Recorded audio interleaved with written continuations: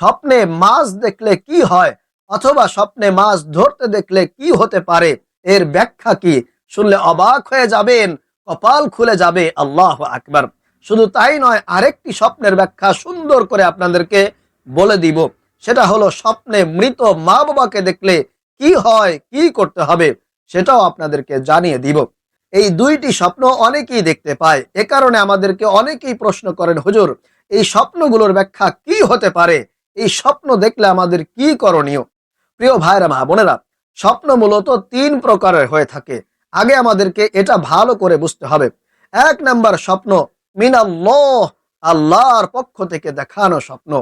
দুই নাম্বার মিনাশ শাইতান, শয়তানের পক্ষ থেকে দেখানো স্বপ্ন।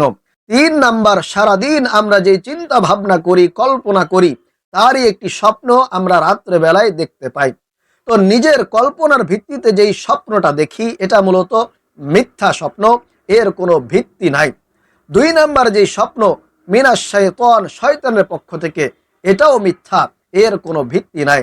তিন নাম্বার যেটা একমাত্র মহান আল্লাহ তাআলার পক্ষ থেকে দেখানো হয়, এটাই মূলত সত্য স্বপ্ন এবং এটাই মূলত মানুষের কল্যাণের জন্যে, মানুষদেরকে সতর্ক করার জন্যে আল্লাহ পাক রব্বুল আলামিন অনেক সময় দেখিয়ে থাকেন। আল্লাহু আকবার। এখন বলতে পারেন, হুজুর কিভাবে বুঝবো যে এই স্বপ্নটা আল্লাহর পক্ষ থেকে আসল দেখানো সত্য স্বপ্ন?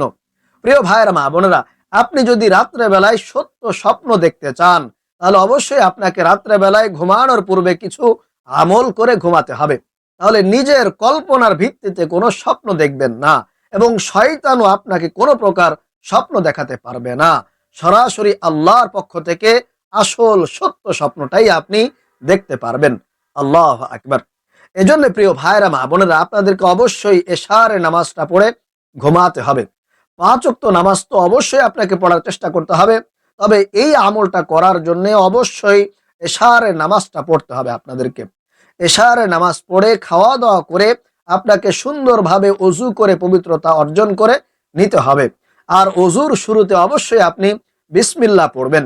কারণ যেই ওযুর শুরুতে বিসমিল্লাহ পড়া হয় না, ওই ওযুটা অসম্পূর্ণ হয়ে যায়, পরিপূর্ণ হয় না এবং ওই ওযুর মধ্যে কোনো সওয়াবও পাওয়া যায় না। এজন্য অবশ্যই বিসমিল্লাহ বলে সুন্দরভাবে আপনাদেরকে ওযুটা করে নিতে হবে। এরপরে ওযু করা হয়ে গেলে আকাশের দিকে তাকিয়ে শাহাদত আঙ্গুলিটা এইভাবে আকাশের দিকে উঁচু করে কালিমায়ে শাহাদতটা আপনাদেরকে একবার পাঠ করতে হবে এইভাবে, আশহাদু আল্লা ইলাহা ইল্লাল্লাহু ওয়াহদাহু লা শারীকা লাহু ওয়া আশহাদু আন্না মুহাম্মাদান আবদুহু ওয়া রাসূলুহু।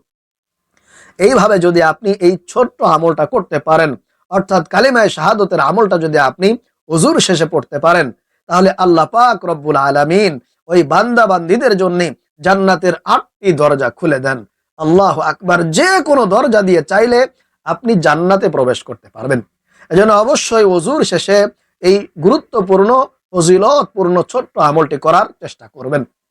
তাহলে প্রিয় ভাইয়েরা মা বোনেরা, ওযু করে পবিত্র হয়ে আপনি এইভাবে ডান কাত হয়ে আপনার ডান হাতটা ডান গালের নিচে এইভাবে রেখে আপনারা ডান কাত হয়ে শুয়ে যাবেন ঘুমের দোয়াটা পড়ে। এরপরে আপনাদেরকে আরো ছোট্ট একটি আমল করতে হবে। সেটা হলো 21 বার বিসমিল্লাহির রহমানির রহিম পড়তে হবে। তাহলে আল্লাহ তাআলা আপনাকে 3টি পুরস্কারে পুরস্কৃত করবেন। 1 নাম্বার পুরস্কার হলো আপনি শয়তানের পক্ষ থেকে কোনো স্বপ্ন দেখবেন না। শয়তান আপনাকে কোনো প্রকার খারাপ স্বপ্ন দেখাতে পারবে না। 2 নাম্বার, আপনার ঘরে চুরি হবে না, ডাকাতি হবে না, আপনার জানমালের কোনো প্রকার ক্ষতি আল্লাহ পাক রব্বুল আলামিন হতে দিবেন না, নিজেই এটার দায়িত্ব গ্রহণ করবেন। আল্লাহু আকবার। এবং 3 নাম্বার, আল্লাহ রাসূল সাল্লাল্লাহু আলাইহি ওয়াসাল্লামের সঙ্গে কোনো এক রাত্রে স্বপ্নের মাধ্যমে আপনার সাক্ষাৎ হয়ে যাবে, দিদার হয়ে যাবে। আল্লাহ রাসূলকে আপনি স্বপ্নের মাধ্যমে দেখতে পারবেন। আল্লাহু আকবার। তাহলে প্রিয় ভাইয়েরা মা বোনেরা, অবশ্যই আপনাদেরকে ঘুমানোর পূর্বে ওযু করে ঘুমাতে হবে এবং ডান কাত হয়ে শুয়ে ঘুমের দোয়া পড়ে এরপরে 21 বার বিসমিল্লাহ বলে ঘুমিয়ে যেতে হবে। কারো সাথে কোনো কথাবার্তা বলা যাবে না এবং মোবাইল ফোনও আপনার হাতে নেওয়া যাবে না। আশা করি বুঝতে পেরেছেন।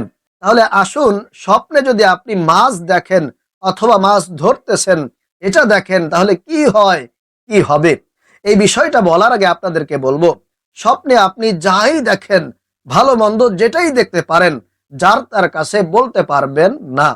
তাহলে ভালো স্বপ্নটাও কিন্তু আপনার খারাপ হয়ে যেতে পারে। আপনি শুধুমাত্র তাদের কাছেই বলবেন যারা স্বপ্নের জ্ঞান রাখে, স্বপ্ন সম্পর্কে ভালো জানে, ভালো বোঝে। তাদের কাছে বললে আপনার ফায়দা হবে, আপনি উপকৃত হবেন। আর যার তার কাছে বলে দিলে আপনার বরঞ্চ ক্ষতি হবে। এজন্য আমি আপনাদেরকে বিনীতভাবে অনুরোধ করে বলবো, অবশ্যই আপনারা যখন স্বপ্নে দেখবেন, ভালো একজন স্বপ্নের ব্যাখ্যা যারা জানে তাদের কাছে বলার চেষ্টা করবেন। আপনার বাড়ির আশেপাশের কোনো মানুষজনের কাছে আপনি বলতে যাবেন না, তাহলে কিন্তু আপনার ক্ষতি হয়ে যেতে পারে।